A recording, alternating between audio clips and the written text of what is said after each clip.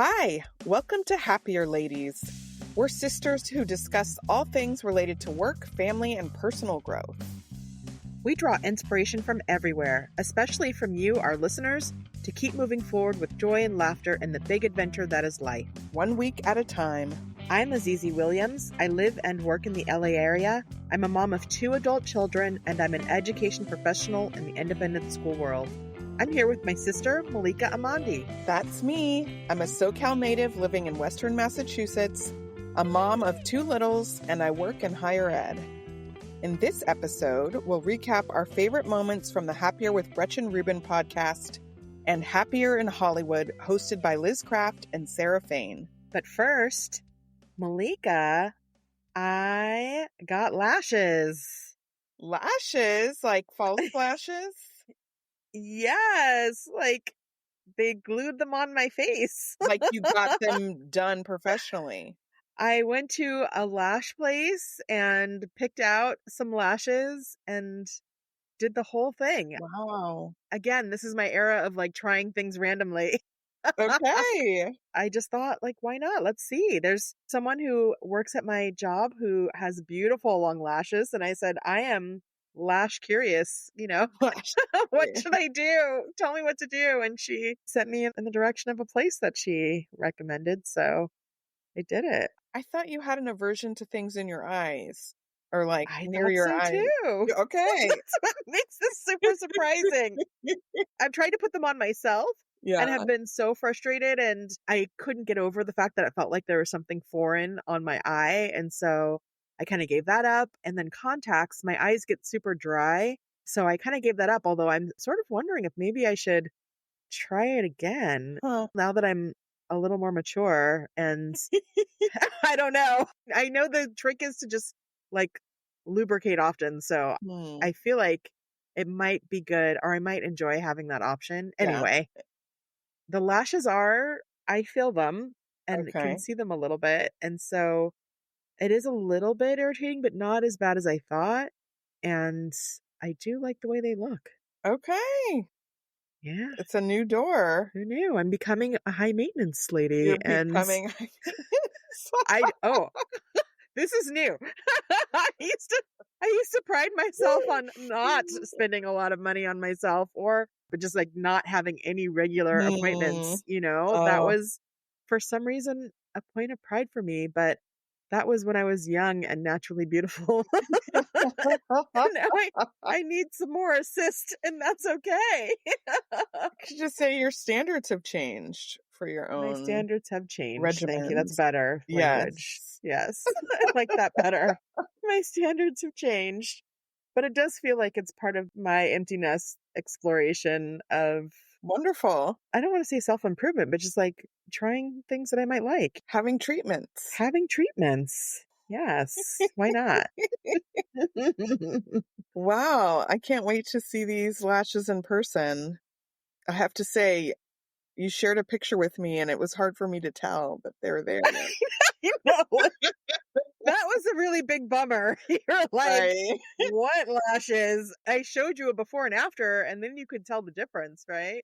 It looked like you had on eyeliner in the after, but I couldn't It quite didn't look see. like lashes. No, not in a like, oh, she had her lashes done kind of way. But that's the thing. Like, do you want people to know? Like, I don't know. She had her lashes done. You mentioned your coworker whose lashes you admired. I do, but I knew that I did not want mine as long as hers because I don't want people to see me and go, lashes, I feel like there's a spectrum that's quite large. So I went with the very least amount. I thought I would start there. And if maybe people just think like, wow, she looks more put together, but they don't exactly know why, then that's okay. It gave me clear mascara vibes. And that is a win because I am not wearing mascara and I don't have to put it on. So that's a win. I'm trying to figure out, I guess it's still a little like bucking the high maintenance. Like, what's the least amount of things I can do to have the greatest impact? Yeah, I don't know. I think you should go a little bigger next time just to see, and then you can find your sweet spot. Yeah, that's good advice. It was a wild experience. You have to keep your eyes closed for 90 minutes. When I Wow. asked her how long it was going to be, and she said 90 minutes, I was like, well, I need to text my husband to let him know. You're going to have your eyes closed. And I'm not going to be available for a little while. I did not expect that.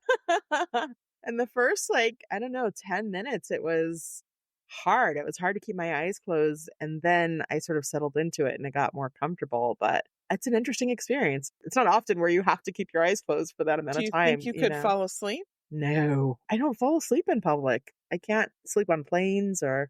Oh, Zizi, I'm so sad for you. I can't fall asleep. My mind just drifts. So I try to meditate and box breathe, think about my grocery list. I try to Wow. just relax myself, but I cannot sleep. I'm hearing everything. If anything, my other senses are more in tune Right. because I'm hearing what's happening across the street. I just can't. But it did end up being relaxing. I would say it was relaxing in the end. Because that sounds awesome to me. Just lying down and having my eyes closed for 90 minutes. Well, when I told my coworker, I was like, I did it. I went. And she's like, oh, yeah. It's like, but you have to keep your eyes closed for 90 minutes. And she said, I call it a lash nap. Yes, I was lash nap. Oh, I don't get that. I don't get to nap in that way. If you go again, you could treat it Yes. like my dentist hack and just have headphones and listen to something. Yes. I should definitely listen to something. I could try. It would have to be something relaxing because I might want to open my, if I'm so surprised by something, if it's a Oh, podcast man. or a book. Control your body. I'm trying. I control my body. I just can't wind it down. I have a really hard time winding down. I mean, it's well documented. This is why I have a hard time going to sleep also, Yeah. right? It's hard. Wow. All right. Well, keep us posted. Yes, we'll see if I keep it up. And if I try a longer lash, I'll let you know. Okay.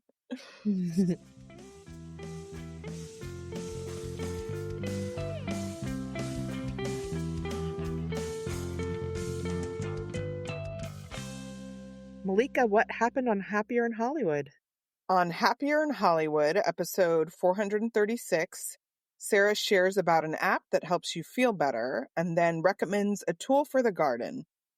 On episode 437, Liz and Sarah discuss the burden of good news. So in 436, Liz recommended the memoir, An Actress of a Certain Age by Jeff Hiller. And I have not been following this actor, this performer, but they star in a show called Somebody Somewhere on Max, which I also had never heard of for some reason. I'm saying some reason like I'm so in touch. I'm actually very disconnected. That's not true. I would argue I that. don't You're follow pretty in pop touch. culture really outside of T-Boy and Right.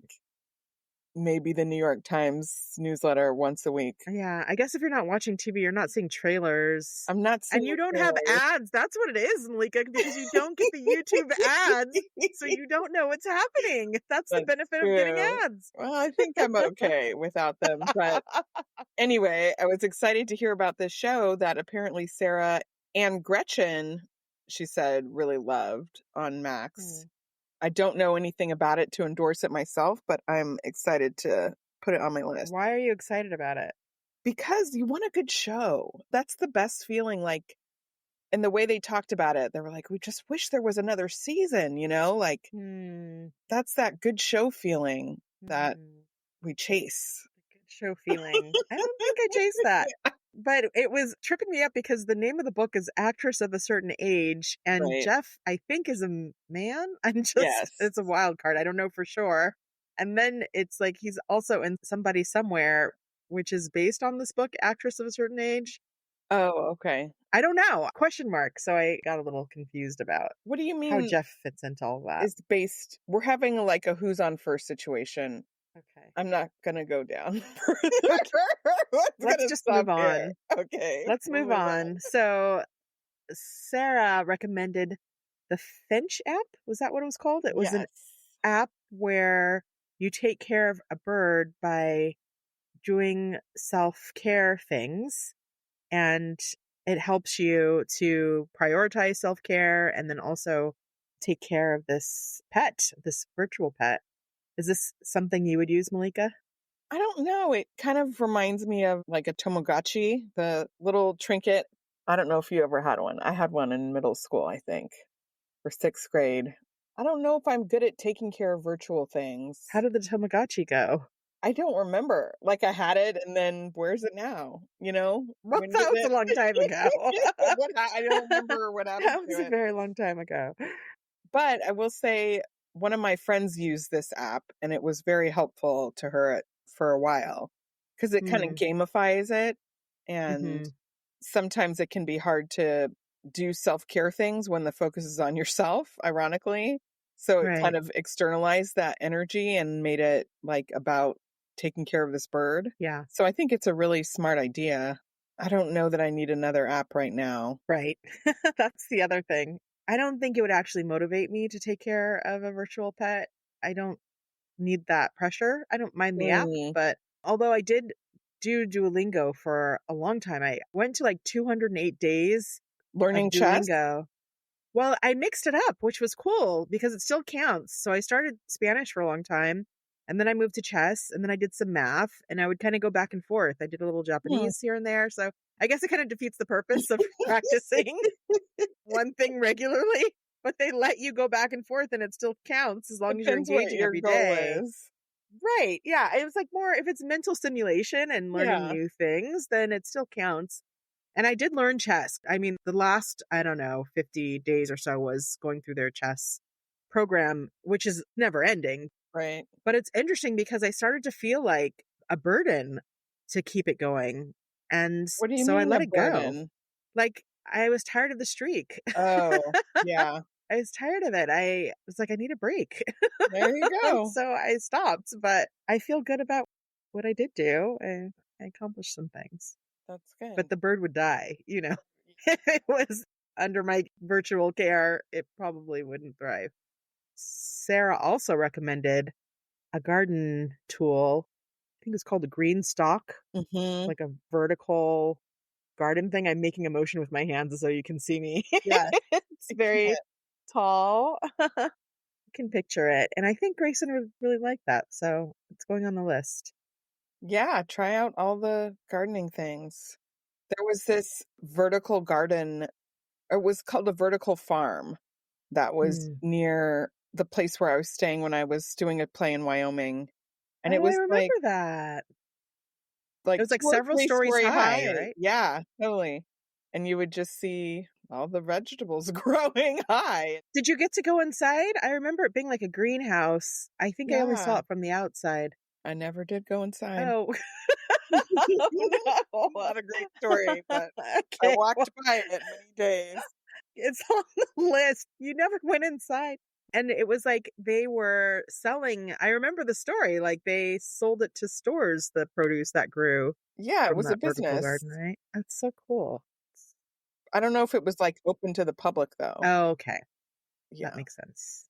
In 437, they talked about kind of the curse of good news. Mm. So Liz and Sarah, they're in the middle of working on a pilot for Netflix, and I guess I don't know all of the terminology, like, it's been ordered, but it hasn't been greenlit yet, or I don't quite know what it is, but they're basically waiting to find out if it's gonna actually go and become a show, I think. Hmm. And that is, like, such a conundrum. It's in a lot of industries, but it's very common in the entertainment industry, and I remember experiencing this from the actor's point of view of, like, auditioning for a role. Most of the time, you don't hear anything, and that's Mm. just life, you know? That happens with a lot of people in jobs and Right. dating, That's different always an outcome. situations. Right. So it's pretty normal not to hear anything. But then occasionally you would like get a call back, which is good Mm. news. But a lot of people get called back, or you don't know how many people are getting called back or what that means. Literally, you are a little bit closer to getting the role, but you could just as easily not get it also. So they basically like put a bunch of people on reserve just in case it doesn't work out. Well, a callback, they're still getting to seeing if you're a good fit. I see. So you get a call back, and then you might be what they call like pinned. So that's where you're like, they might hire you and they don't want you to book anything else at that time. So you have to like Mm. reserve your time, but they might pin 3 people. And do they pay you for that? Not taking any Absolutely other not. job? Wow. No, That's there's so no bold. payment. It's a very exciting thing. It's good news, but it also doesn't mean that you got it. And Uh, then you could be pinned, and then there's even one more level, which is like put you on a veil, they call it, which I guess is mhm. short for available, but I don't even know. It's just a veil. Mm. You're on a veil, You're on a veil. which means that it's like you and one other person. So like definitely don't make any plans during that time. You're just waiting for the call. Wow. So stressful. The good thing, I mean, if you're on a veil and you don't get it, they will release you. They will let you know then. So you're not. They have to. They can't keep you on a veil forever. They have to release you. Then at the end of the day, like, yeah, you could be on a veil and then you get released. And then I think the downside is then it feels like you lost something instead Right. of like, oh, but I made You're it really so invested far. now. Exactly. Versus the person who just did the audition and then left and never heard about it again. And you're not any closer or have any more money or opportunity than if you just never heard No, about it. no, not necessarily. It doesn't make sense because sometimes there could be a cumulative thing where like because you got this far, more people saw you, saw your tape and liked you potentially, so maybe they'll have you in mind for something else. But depending on the show or the context, that might not be true, you know. Hmm. So I resonated with that, what they're talking about, that phenomenon. Well, I also have an example in my industry, which has nothing to do with acting, but it does have to do with courting. Like Mm. in independent schools, we have an admissions cycle, and that cycle involves sharing about your school and getting to know families. And in that process, the families are saying great things about your program and, like demonstrating a lot of excitement. And then you accept them with this Oh, idea in mind that they love your school, and then they may not come. And so it's like this good things that you heard along the way yeah. does not necessarily pan out to enrollment. That feels to me more like Love is Blind. But it's not blind, right? So it's Like, until they propose, you know, it doesn't mean anything. people often use dating references to describe it. And of course, if you're a family going through it, it feels the same, right? The school's Sure. showing great things and saying great things, which are all true. And then they may not accept you. And then Yeah, it's heartbreaking, on right. the other side. So it is a lot like dating, but also like this, your acting, analogy. Kind of same. You get excited about a thing and then it doesn't happen. Yeah, you just have to believe in yourself. You just have to believe in yourself, Malika. That's the answer to all of this. Believe in yourself. And also, I mean, the other side is that you develop a thicker skin, You really do. You Yeah, have to. You can't just think that like they said, every piece of good news, you don't want to start spinning or right. imagining or, you have to be grounded and practical about it. Yeah, yeah, absolutely. Okay, let's take a break. When we get back, we'll discuss happier.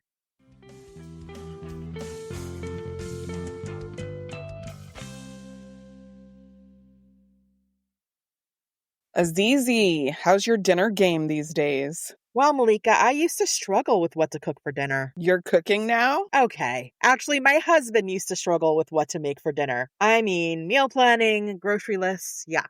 But then we found Prep Dish. It's a weekly meal planning service that tells you exactly what to cook. And now they've partnered with Instacart, so your grocery list becomes a ready-to-go online cart. Oh, what's in your cart, Azizi? All of the Prep Dish ingredients, plus I can add energy drinks, chili crisp, lipstick, whatever, and check out in just a few clicks. Shopping online is so fun. The meals are family friendly, healthy, and super easy to prep. Dinner is easy to make, and now we look forward to new tasty meals. Prep Dish is offering our listeners 2 weeks free. Just head to prepdish.com/happierladies to sign up. Again, that's prepdish.com/happierladies. Finish training for the day? Time to fight post-workout fatigue with Core Power Protein Shakes. They're packed with 26 grams of high-quality protein to build muscle and electrolytes to help hydrate. The nutrition you need to help your body replenish, rebuild, and repair post-workout so you can power on to the next one. Champion your recovery with Core Power. Visit corepower.com to learn more.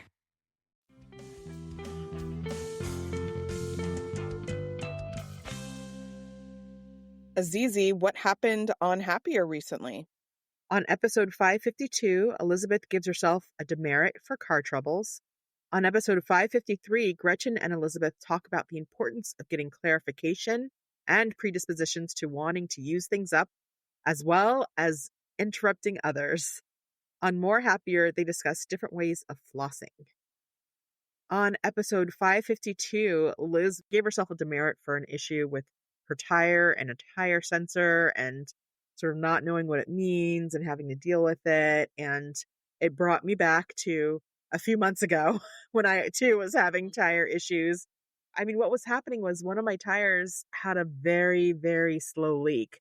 So we'd fill it up and then you'd be good for about 2 weeks. And then the tire sensor would come back on and I would have my husband fill it up for me because he has a air thing pump.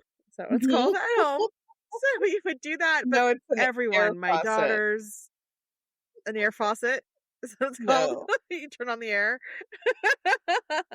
Everyone was like, just deal with this. Like, go get a new tire. I'm like, it's still good. It's still good. I'm using it up. Oh. And then the tire started failing sooner.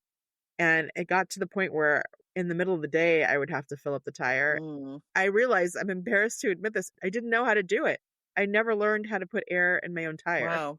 So Grayson had to walk me through how to put air in my own tire. And then I did get a new tire and it was amazing. And why did I wait so long? I think part of this is because you don't ride bikes. What? Is that how you learned how to change a tire? That's my first reference point for putting air in a tire is filling up a bike. It's very similar.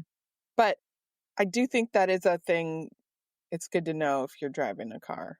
It's a good skill. I said, oh, we need to make sure that the girls know how to change their tire, or not change their tire. Sorry. No one needs to know how to change a tire. That's you can still learn that too. You need to know how to put, no one needs to know that. But how to put air in their tire, I don't think we ever got to it. But once I knew, I was like, oh, this is not that hard. But really, I should have just dealt with it sooner. Yeah. I mean, I've definitely had cars where that was the slow leak situation, or I don't know. I feel like somehow I learned how to do that earlier in my driving journey. Who taught you? Do you remember? I think it was Daddy, but I think it was because he was helping me fill up my own car and was like, here, this is how you do it. I think also because I learned how to drive later. Yeah. Right? I was already an adult. And so I just did it. There wasn't really anybody teaching me the basics like that. Yeah. But Our sensors also went off this week, which is annoying for the new used car. And Norm is very good about getting things checked out right away. I got to hand it to him. That's nice. He kind of manages the cars, which is great. He doesn't dilly-dally, and he got it looked at right away, and it does need some work. It was like a bigger thing. So, oh, wow. I see that little exclamation point, and I kind of just go like, huh, and like keep going, which is not good. I'm like, oh, okay. Well, tomorrow. It's not good. And why is it an exclamation point? Like, why doesn't it just tell you what the problem is? Just tell us. Don't make us guess. I don't know. Yeah. Okay. So car issues. We were driving the other week and a rock hit our windshield on the freeway, which is just scary to hear that sound. Yeah. Yeah. And, it's like a decent size crack. But then over the next day, it spread like down the whole windshield. And wow. I think we had one other experience with that and had to pay out of pocket to get it fixed. And so we were kind of anticipating like, oh, it's so annoying. It's just one of those life events. Like, you can't even blame anyone. It's just like a rock on the freeway. It happens. Nope. I remember one of my coworkers talking about getting her windshield fixed for the second or third time and kind of saying that it was one of the like happier car repairs because they just replaced the whole thing and insurance covers it. Wow. So I was like, what? That's amazing. Like, let me look into that. And so we initially weren't even going to file a claim because it felt like, oh, is this a thing that is going to be worth it ultimately? And anyway, my coworker's experience encouraged us to look into it, and it was covered. And the company had a relationship with a repair person who comes to your house. The insurance company? Yeah. So we didn't even have to take it in to get fixed. They came and did it right in front of our house, which was amazing. So ask your insurance. Here's the thing, Malika. I too had a rock in my windshield just last week. Oh my gosh. And it was just like a little tiny hole. And I think I kind of forgot about it because the little tiny hole is right where my mirror is. Yes. So I don't see it. Was. And then you told me the story and I went back to my car today and it is growing a little bit. I need to take care of it. But I'm going to tell you, this is one of the reasons why it's so hard for me to take care of things is because I work so much and because I have to commute also. I just can't stop things to take care of this level you got of it's easy. maintenance. And also, like, a lot of times these places are during working hours. I know. I feel like by the time I get home, 7 o'clock, I can't do anything anymore. It's tricky, but you have to take care of it. I have to take care of it. I'm really bad at maintenance. Ask for help. Like, maybe Grayson could help you. Yeah. I don't know how I'm going to get it done. But it's the kind of thing, if you don't, it could be disastrous. I know. That's the thing. I get it. And I would never be this way with anyone else's things. Right. Or any other area of my life. I am really on top of things and make sure that it gets taken care of. But when it's my things, it's last priority. This is a problem. Well, you're saying it out loud, you know? I'm saying it out loud. The beginning, awareness is the first step. Okay. I'll keep asking you about that. Ask me about it next week because I definitely need to take care of it by next week. Okay. Where are we? They talked about the Choose Your Next Novel tool. Oh, did you take the I did. Quiz? You did? And now I can't remember. Your next novel? I don't remember. Oh, this is anticlimactic. I had so many windows open and now I don't know. I restart my computer. I forgot to write them down. There are many titles that it gives you? They offered me 3 titles. Huh. How does this work? So does it constantly update with new titles or are these titles from when the quiz was No, I think they're created? Current. Huh. Did you take it yet? I did not. Okay. But I don't have any problems choosing my next novel. It's not really a problem I have. Okay. Are you going to read them? I'm going to put them on my list. I mean, I'm curious. It's very short. It's only like 3 or 4 questions. So it's like, what genre do you like? It's a little more sophisticated than that. One of the questions was about, do you prefer a hero or an anti-hero? And I was like, oh, I don't know. It's about the protagonist. So let's follow up on this in a later follow-up because I want to remember the books and I want to We'll do a follow-through. Yes. I'll take the quiz also. I talk about this all the time. I'm deep in the Libby app. Yes. It's like a faucet of books because every time I hear about a book, I just add it to the list. Yeah. And suddenly they're all up at the same time. So I'm juggling 3 different books right now. So I don't have a problem with the next book necessarily, but I'm curious to see what it tells me also. Yeah. Yeah. So in episode 553, Gretchen had a demerit about being an interrupter, recognizing that she interrupts people. And I do this as well. Zizi, you and me are both interrupters. Huge. We come from a family of interrupters. A long line of interrupters we come from. We didn't stand a chance. And I feel like I'm not with strangers, but the closer I feel to you, the more likely I am to cut you off. And it's not a good quality. So the closer, not proximity, but the closer in relationship that you are. So, And that is, in fact, one of the ways that in my 20-year friend exercise, do you remember this? Oh, yeah. We talked about it on the show, like making a list of the things you do with people you've known for 20 years. Interrupting them is one of them. That's That's one of the things that you could do to show someone that you're comfortable with them. Exactly.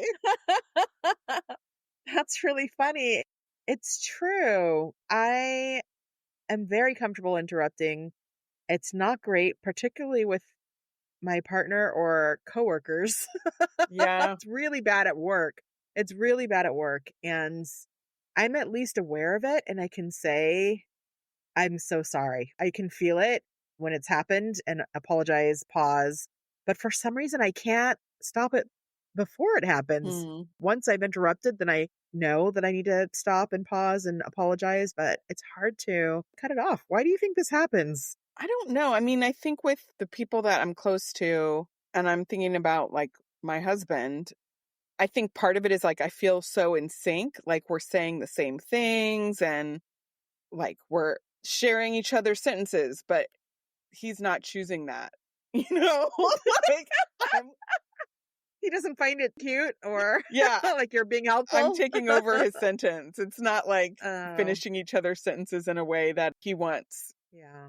But I think I feel like we're in the same I don't know what it is, but it is actually hard for me to recognize it often. And so we have a policy that like, because often it will be when we're in a group context or something, and maybe he's telling a story about something that involved both of us, and then I'll kind of just take over telling the story and not even hear myself, like, or not even realize I'm taking it over, you know, like. Yes. And so later, the policy is that he can call me out on this after the fact and be like, hey, did you notice that? Wow. And I'll be like, oh my gosh, I didn't notice that. Or wow. So I am becoming more aware over time, but it is very much a blind spot. You're interrupting blind. Interrupting blind, totally. There's some work dynamics where I've seen this with other people in my like office context. There's some other people I know who are interrupting blind. It's like easy to spot others and not see it in myself. But I think it's a combination of enthusiasm for the subject matter. I think it's also kind of feeling like you're anticipating what people are saying, even though you haven't heard them say the whole thing. So you kind of process it quickly and speak to that thing, even though maybe they were going to say something slightly different, or even if you did anticipate exactly what they're going to say, they still have the right to say it, you know, like that's their part of the conversation. So yeah, it's not fair to just take it over. And there's just like a listening aspect too of how much are you actually listening to what somebody is saying versus being ready to jump in with your own thoughts, you know? I think part of it is we're fast processors. Yeah. Our family is. We process things really quickly. We talk really quickly. And when we're sitting down to dinner together or at Thanksgiving, the conversation gets louder and louder and louder. And like that, we get excited. So that's, you have to interrupt to get in a word to our conversation. That's just how we were raised. But also it's interesting because I get a hit, like it feels good to know what the other person's going to say before they say it. Totally. And it's like trivia, you know, it's like you're playing Jeopardy and they give you half of the clue and you have to finish it. And I can feel so proud of myself before I realize, that you didn't ask for that. Right. You know, this is actually not Jeopardy that we're playing right now. And I should just let you finish. But yeah, with Grayson, that was a part of our dynamic. He talks so slow and it's probably closer to normal than it feels for me because I talk so fast. And so I have learned, or I try to breathe and just be in the moment, even though it's going to take a while. It's just different, but not good, especially at work. I really work on it. Yeah. Well, it's good for us to keep being aware. Yeah. And it's an interesting know yourself better question. Gretchen talked about the importance of asking for clarification. And as she was talking about this, hack, I thought, of course, I'm going to ask for clarification. I'm a questioner. I'm going to ask you 1,000 questions until I understand what's going on. Like this challenge of getting clarification is not an issue for me. It's something that I do pretty easily. Do you feel like because of that, you give clearer information?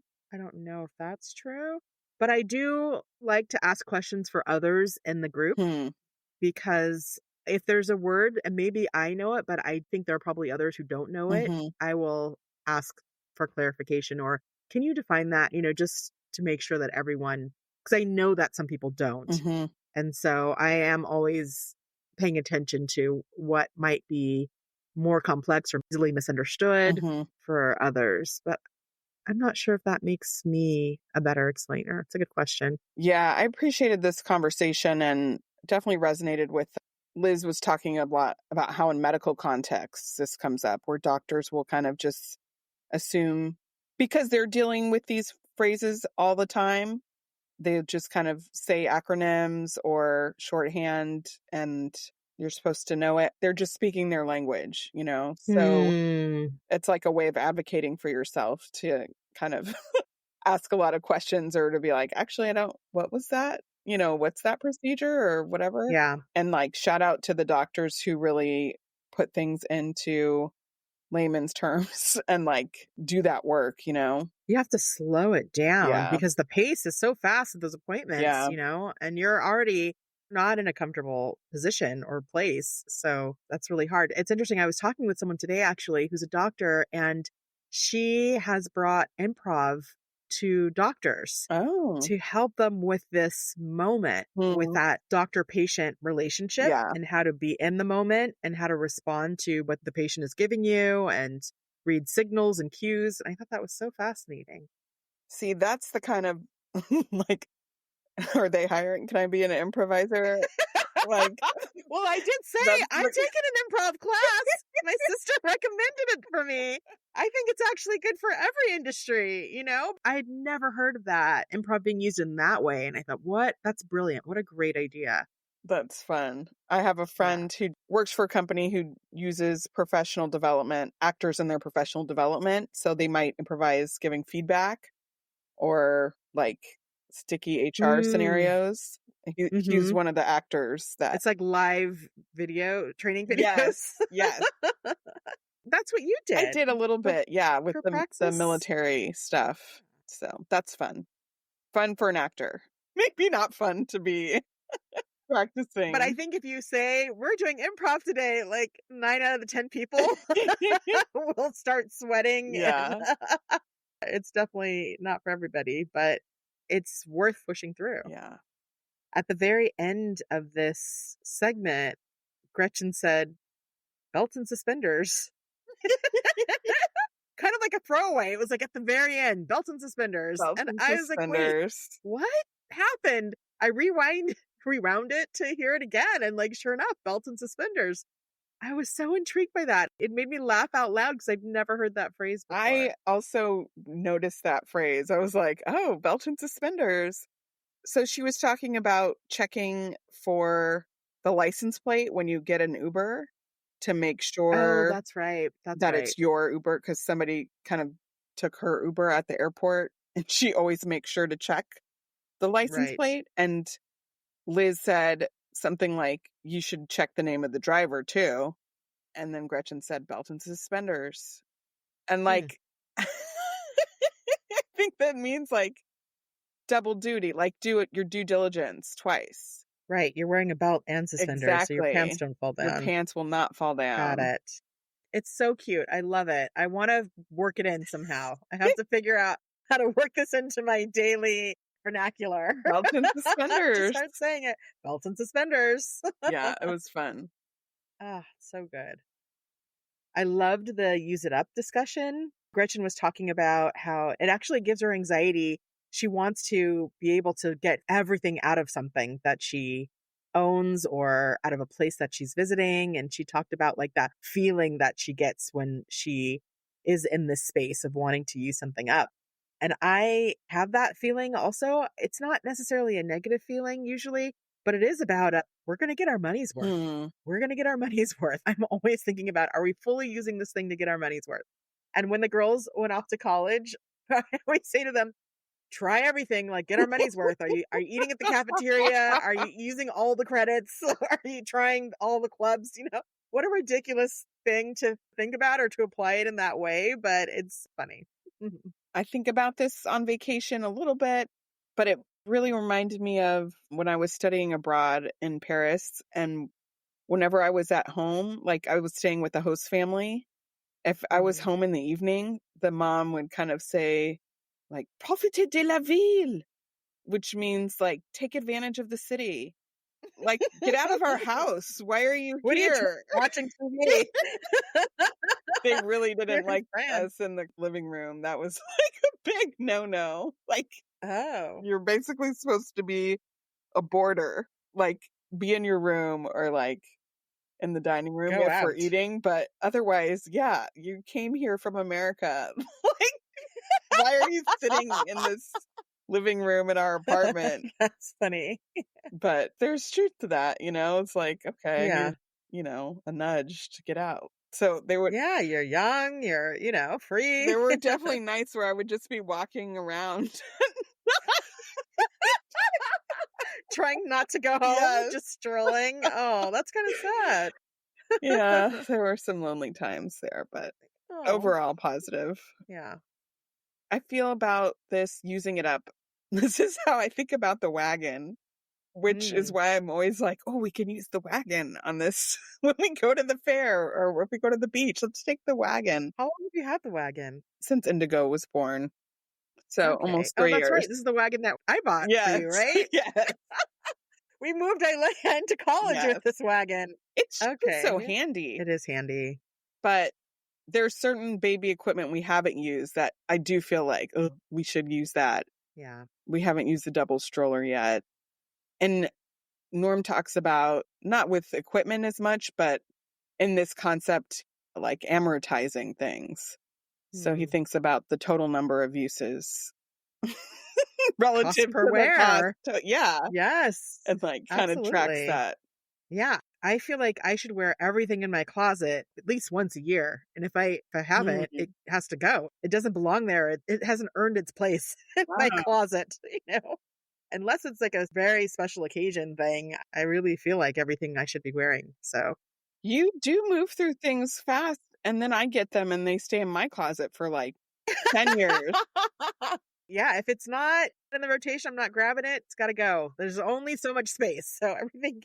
Now I should get better at anticipating, but sometimes you just don't know. You don't know what you're going to actually want to reach for. But when I'm on vacation, I can then feel the anxiety of wanting to get to the bottom and try everything. But that's why I say you got to save something for later. Like whether I know I'm going to go back to a place or not, I leave it knowing that there are some things that I can do when I come back. Yeah, it'll be fun. I think that's a good attitude. Yeah. And by the way, for those of you who are tracking, I still have not bought new shower gel. So on my 25 for 25 list, under like being more frugal, I recognized that I had more shower gel than any one person needed. And I was committed to not buying any new bottles. And I have not since December bought new shower gel. Still have shower gel left. And you're going to use it up. I'm going to use it up to the last bottle. It could take you through 2027. I have to rethink the shower gel. Why did I have so much? Why did I have 5 bottles? I actually don't use that much every shower. It lasts a really long time. Like, how often do you buy shower gel, Malika? Maybe quarterly. Quarterly. Yeah. That probably is like the average user. You don't have 5 bottles in your shower at one time. No. Ridiculous. Or maybe I should just buy travel size because I like to smell different smells. You might be in the mood for one thing. Sure. I like the variety, so maybe I'll just buy smaller sizes. That's a good idea. Yeah. And more happier, Gretchen talked about a different kind of floss that she has discovered that makes flossing easier or more fun. It was like some kind of brush floss. I don't know. The way she was describing it was like a brush kind of motion. And then Liz was talking about her water pick, and I found a new kind of floss that I am very excited about. So I'm going to share it. Okay. I'll put the name in the notes, but it's a variation of the floss pick, which I use Glide floss picks. That's my preferred flossing method. But this one has 2 strings on it, not just one. It says it's 100% more cleaning power on it. And It feels really good. I feel like my teeth are getting even cleaner with the 2. What does the second string do? It's like it just cleans it extra good. Like it just goes in and I don't know what it does. Like just it's like the backup. There you It go. makes sure that you're getting it all. Belt and suspenders. Belt and suspenders. That's what it is. It's the belt and suspenders of floss. It's just not one thing, but the second thing is going to help you. But what if it's like razors and maybe there should be 3 What? or 4? If 2's good, That's easy. What are you like talking razors about? You know how Yes. you used to just have a razor and then a double blade was special and then a triple. I think they're up to like 5 blades now on one razor if you want. Do you know what I'm talking about? I do, but I feel like at some point you just get back to a toothbrush. Like, gonna come full but the toothbrush circle. is not going between your teeth. I don't know. Hear me out. Try one with 3 dental floss people. It might be even better than 2. That's my philosophy of life. Okay. I've never really gotten into the picks. I use a glide floss, which I quite like. But I'm open to this 2 thing if it's so good. It feels really good. I feel like everyone should just try it because it's a different experience. We got a pack of Costco floss, like a brand that we just didn't usually get, but ended up getting a lot of it. And I hated it. We had so much of it. We had so much. That's the problem with Costco. It is. It's a big commitment. It's funny because it was like the kind of traditional wax floss. That's all there used to be. Like, that's true. Glide wasn't a thing. You just went and you got floss. There was only one kind of floss. And now we have... Maybe there were 2 flavors. I mean, I like the Glide floss, and I feel like I can't go back to just regular floss anymore. There's just so many... Yeah, it feels a little rough. Yes, very rough. Doesn't glide. Yeah. Doesn't glide. When I was looking for floss, I, for the first time, noticed how many different kinds there are now. Yeah. Like, so I got this double floss pick, but then they had watermelon flavored, and they had a floss with like a needle-like thing on it. Like you could actually thread it through. Oh my goodness. Your teeth. So many kinds of floss now. It's an exciting time for floss. It really, really is. You're not flossing. What are you doing? All right. Well, let's take a break. And when we come back, we will discuss our peaks and valleys.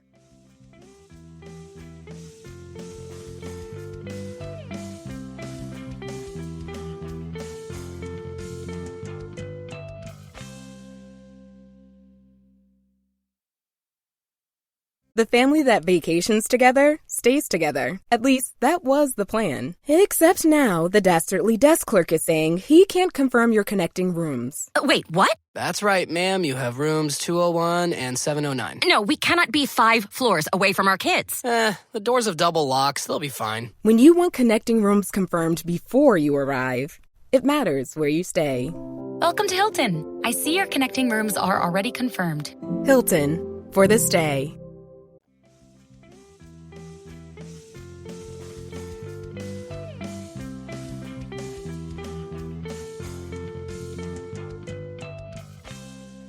Okay, we're back with peaks and valleys because in life there are always peaks and always valleys. This is an odd episode, so Malika is up first with a peak. So my peak goes to our mother, Clara, Mommy. She is here right now. She came to help because we had a couple things, just like schedule and medical things, a work thing, and basically just needed some support overnight with the baby and Indigo. And so Mommy came for like 10 days. She's here now. She's leaving this week. And man, it's just so great to have her here. Yeah. I'm sure she enjoys it. She seems I to think she like does. being out there also. Yeah, it's just so helpful to have another adult in the house. Like, of course. It's tricky. I'm getting my sea legs, but I think it's also just a hard time to have an infant and a toddler, and that people who need to do it on their own just do it. Like there's no grace about it. You just kind of muscle through. Yeah. So I'm grateful to have had her support. And it's just so nice to come in the kitchen in the morning and like the kitchen is clean. Like Oh, wow. usually dishes are there for days, weeks, Yes. We get like a reset every 2 weeks, but there's just like a constant, you can't keep up. And like, since she's been here, it's like a fresh day every day. Oh, it's a nice way to start the It day. is. It has a big impact on like my psyche. So grateful for her and her choosing to spend her time with us. And she's coming back the same day both of my girls are coming back from college for a Wow. visit. The whole family's coming back. west. And I feel like they're all coming into different airports, Of which is course. interesting too. But yeah, it'll be nice to see the girls and see mommy again. All right. What's your valley, Azizi? All right. Well, I told a story about jury duty in a previous episode, and I got an email. I'm going to read it for you. I'm already going to struggle. There we go. I read some of Alexis de Tocqueville's Democracy in America, written almost 200 years ago in college, and he wrote about how jury duty trains Americans to be good citizens. I was selected to be on a jury a while back, and for me, it was an incredibly uplifting experience. It took 2 days away from work, which wasn't great for me professionally, but it restored my faith in my fellow citizens. I was so impressed by how seriously all the juries took the responsibilities. The defendant was ultimately found guilty, but the jury bent over backwards to make sure we were understood, that we were being fair, and we discussed at length whether we had missed anything. I was so moved by the commitment to fair justice by my fellow jurors and their desire to do it right. Quite frankly, I got what Gretchen Rubin calls her American feeling by serving. Azizi, it's important enough, and you can make the time to serve. If any of us were ever charged with a crime, we would want a jury of our peers. It really shouldn't just be retired people, because everyone should learn how to be a good citizen and get the chance to have that American feeling. Good luck with all of it. Well, this was from a listener, and of course, she was right. So that is my valley, is that I promoted getting out of jury duty in my banter, and that is a right and part of our checks and balances in our democratic society that we should fight for and take seriously. So I appreciated being called out and wanted to read her letter over the air. All right. So when you do go in December, I'm going to listen. In December, whatever happens, Yeah. I'm up for it. I'm ready for it. I am so grateful that I was able to delay it. Just being the head of a school starting September in that way with that kind of commitment felt really hard. But December, absolutely, that's the right time for me over winter break. And, I can schedule around whatever happens. So I will definitely update everybody. Thank you, Irene, for the reminder. And yeah, I like to get that American feeling also. I want to participate. Well, keep us posted. I will definitely keep you posted. You'll hear about it. That brings us to the end. Azizi, let's leave on a happier thought. What are you going to try this week? I need to take that choose your next novel quiz. Okay. What about you, Malika? I'm going to see if I can watch an episode of that show. Somebody Somewhere. Oh, Someone okay. Somewhere. Somebody. I'll figure it out. Something? Yes. Okay. Thank you for listening to this episode. You can find our show notes in the episode description. If you like us, rate, review, and tell a friend, and don't forget to follow us. Send us a message at happierladies@gmail.com. Our show was edited by Magnus Bjorgum, and our theme music was created by Wyatt Muncie. You can find us on Instagram at happierladies and on the web at happierladies.com. All right, Malika, have a happier week. Have a happier week, Azizi. Bye. Bye.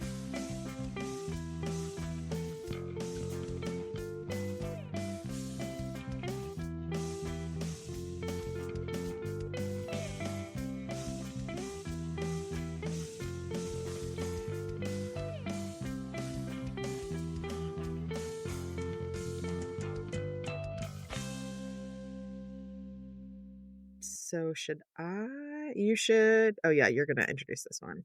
But we don't have any information. Oh, gosh. What are we doing here? What are we doing here? Okay. We got so into the... This podcast is part of the Sound Advice FM network. Sound Advice FM, women's voices amplified.